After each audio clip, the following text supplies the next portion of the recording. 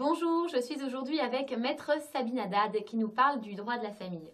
Aujourd'hui, elle va nous donner un peu plus d'explications sur une nouvelle loi concernant les violences faites aux femmes. Il s'agit d'une loi du 9 juillet 2010 sur les violences faites aux femmes et les incidences sur les enfants qui vise le conjoint, le concubin ou le partenaire pacsé.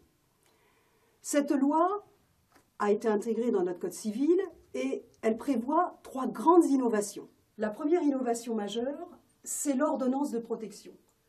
Cette ordonnance peut être demandée par la victime ou par le procureur de la République avec l'accord de la victime auprès du juge aux affaires familiales.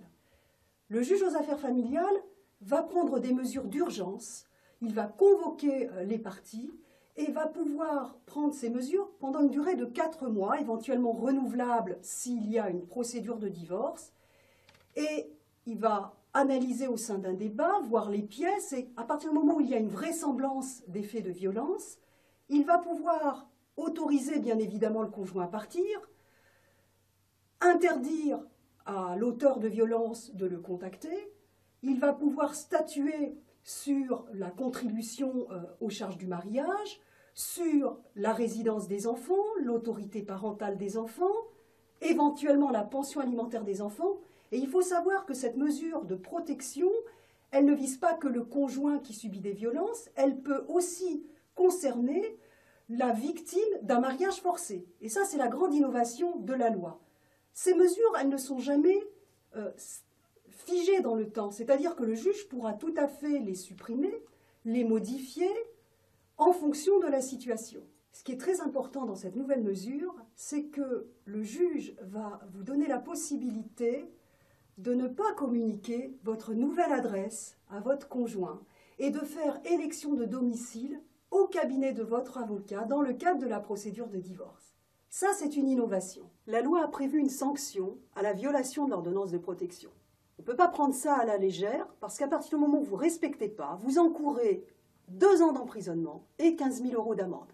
La seconde innovation que prévoit la loi, c'est le délit de harcèlement psychologique. À partir du moment où vous subissez des violences morales et psychologiques, une protection est instaurée, puisque lorsque vous avez subi des agissements répétés qui ont conduit à une dégradation de vos conditions de santé psychique, mentale, l'auteur de ces infractions encourt une peine de 3 ans d'emprisonnement et 45 000 € d'amende si l'incapacité temporaire de travail est inférieure à 8 jours, voire au-delà, 5 ans d'emprisonnement et 75 000 € d'amende si l'incapacité temporaire de travail est de plus de 8 jours.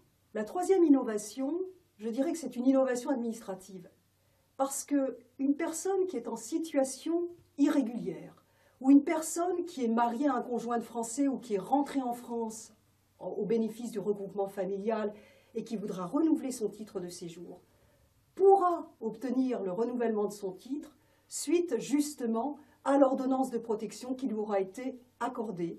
Donc elle pourra obtenir soit un titre, soit un renouvellement. Donc à mon sens, c'est une bonne loi puisque vous avez 3 protections.